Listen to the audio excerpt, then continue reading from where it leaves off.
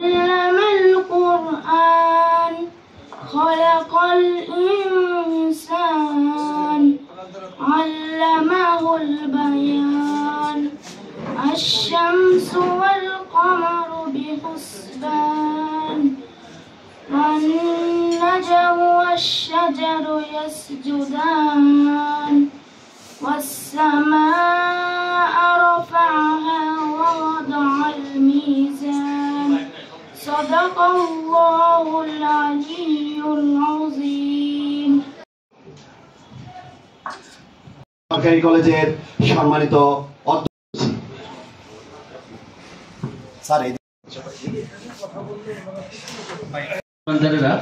কুতিবা আলাইকুমুস সিয়াম, তোমাদের প্রতি মাহে রমজানের সিয়াম দুনিয়া থেকে চলে গেল। এর অন্যতম কারণ হচ্ছে যে আমরা কিন্তু আরেকটি বিষয় আছে যে আদানিয়াতু জানি, যেটা জেনাকারী এবং জেনা পরিবারের সাথে বাস্তবায়ন করি, সমাজের সাথে বাস্তবায়ন করি, তাহলে আমরা যদি আমাদের সালাউদ্দিন বাবু এখানে আছেন, আমাদের সবাইকে আমরা শান্তির সমাজ কিভাবে করতে পারি, চাঁদামুক্ত সমাজ। কথা বলতে পারছি না, ঠান্ডায় গলা বসে গেছে। অর্থাৎ ওমর ফারুকের ছেলে আর রহমান আল্লামাল কুরআন খালাকাল ইনসান আল্লামাহুল বায়ান আছে এবং আমাদের দেলোয়ার ভাই আছে এবং আমাদের প্রেস ক্লাবের সকল অনেক সদস্য সদস্য জনাব ডাক্তার দাউদ সালাউদ্দিন বাবু অনুষ্ঠানের প্রধান। الهدى والفرقان قال رسول الله صلى الله عليه وسلم من صام رمضانا إيمانا। আজকের এই আয়োজিত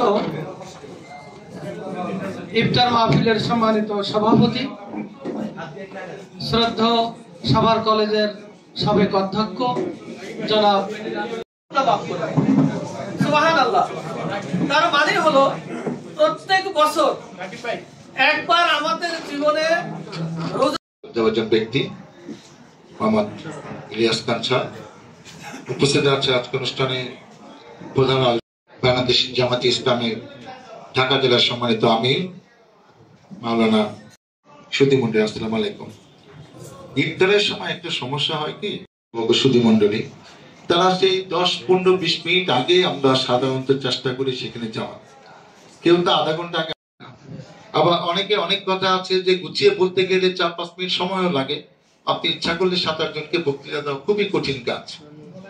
তাই আমি একটা জিনিস ভাবি, আজকে এখানে আগেও একটি আমি নিউজ গার্ডেনের অনুষ্ঠানে গিয়েছি ওমর ফারুকে, যে এবং আমি জানার চেষ্টা করি যে উনি বিভিন্ন পেশা মানুষকে কিভাবে দাওয়াত দেয় এবং তারা সেটা রক্ষা করে সেখানে শরিক হয়।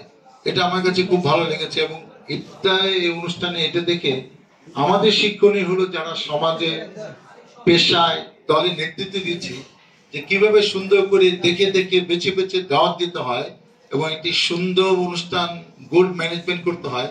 সেটা আমার মনে হয় ওমর ফারুকের নেতৃত্বে যে আমি 2টা অনুষ্ঠান দেখলাম, ওইটা এবং এটা অবশ্যই প্রশংসা করার মতো। এটা আমরা শিখলাম এবং আমার মনে হয় যারা এরকম নেতৃত্ব দিচ্ছেন তাদের কাজে লাগবে। আমাকে এই 5ই আগস্টের পরে কয়েক মাস আগে একজন বললেন যে ভাই, আপনারা যারা নেতা তারা যে এইসব বক্তৃতা দেন 10 মিনিট 20 মিনিট, যারা শ্রোতা আছে আমরা কতটুকু শুনি, কতটুকু মনোযোগ দিয়ে, এটা কি আপনি কখনো ভাবছেন? আমি কিনা ভাবি নাই, কিন্তু তোমার কি বক্তব্য সেটা বল। একটা অনুষ্ঠানে 10 জন বক্তব্য দিচ্ছে, 1.5 ঘন্টা নিয়ে অনুষ্ঠান চলতেছে কিংবা 1 ঘন্টা নিয়ে, আর দর্শক আপনাদের কথা শুনছে, এটাকে আপনি মনে করেন, এটাকে আপনি তাদের কাছ থেকে আশা করেন সে আপনার দলের লোক হোক? আমি কোনো আশা করি না। তোমরা কি চাও? আমরা চাই যে 2-3 জন বক্তব্যের দায়িত্বশীল লোক যাদের কথা আমরা শোনার জন্য আসছি, প্রধান অতিথির কথা আমরা বেশি শুনবো। আপনি যদি অন্য লোককে বেশি দেন তাহলে প্রধান অতিথি যেন 5 মিনিটে বক্তৃতা শেষ করে দিলে ভালো হবে, কারণ আপনার বক্তৃতাও তো শোনার মতো আমার ধৈর্য নাই। এই কথাটা আমার কাজে লাগছে। এখন থেকে আমি চেষ্টা করছি আমি প্রধান অতিথি হই আর যাই হই, আমি 5 মিনিটের বেশি কোথাও বক্তৃতা দেওয়ার প্রয়োজন নাই। আমি মজা করে একটা কথা বলি, অনেক বড় বড় ওই যে গ্যাং মাস্টাররা কিলাররা বলে বস ওকে বাড়াবাড়ি করতেছে, ফালাইয়া দে। একটা মানুষের জীবন নিয়ে নিচ্ছে, ফালাইয়া দে। 3 সেকেন্ডে একটা শব্দ বললো, কত বড় কঠিন শব্দ, বলে ফালাইয়া দে। ভাই কি করো? ধরে ফালা। মানে ইয়ে বলে না, প্রশাসন বলে না, ওকে ধরে ফেলো, কঠিন কঠিন শব্দ বলতেছে 3 সেকেন্ড 5 সেকেন্ড, আপনার বক্তৃতায় 10 মিনিট কোনো প্রয়োজন আছে?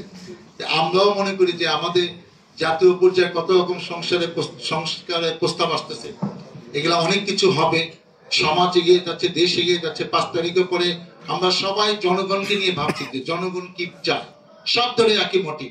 আমরা এইটা যদি ভাবি, আমাদের প্রথম নেতাদের সংশোধন হইতে হবে। আপনি অনেক বড় নেতা, অনেক কিছু জানেন, 5 মিনিটের সব কথা বলেন, আমরা শুনবো মনোযোগ দিয়ে। আপনার বক্তৃতা 20 মিনিট প্রয়োজন নাই। আপনি আগে সংস্কার হন, সংস্কার হয়ে আপনার 5 মিনিটে বক্তৃতা ডেলিভারি দেখে শিখেন, তাইলে আমরা আপনাদের করবো।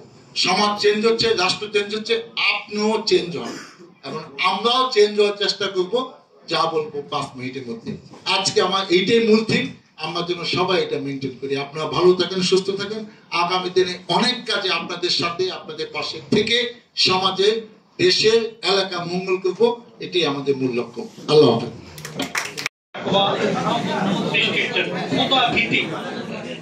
আমরা যে কাজই করব ربنا آتنا قرة أعين واجعلنا للمتقين إماما اللهم إنا نجعلك في نحورهم ونعوذ بك من شرورهم تدبيره تدبيرا عليه رب العالمين তোমার দরবারে হাত উত্তোলন করেছি, তুমি মেহেরবানি করে আমাদেরকে ক্ষমা করে দাও রব্বুল আলামিন। দাও আমাদের পিতামাতাকে ক্ষমা করে দাও, আমাদের আত্মীয় স্বজনকে তুমি দান করো রব্বুল আলামিন। আজকের যে আলোচনা হয়েছে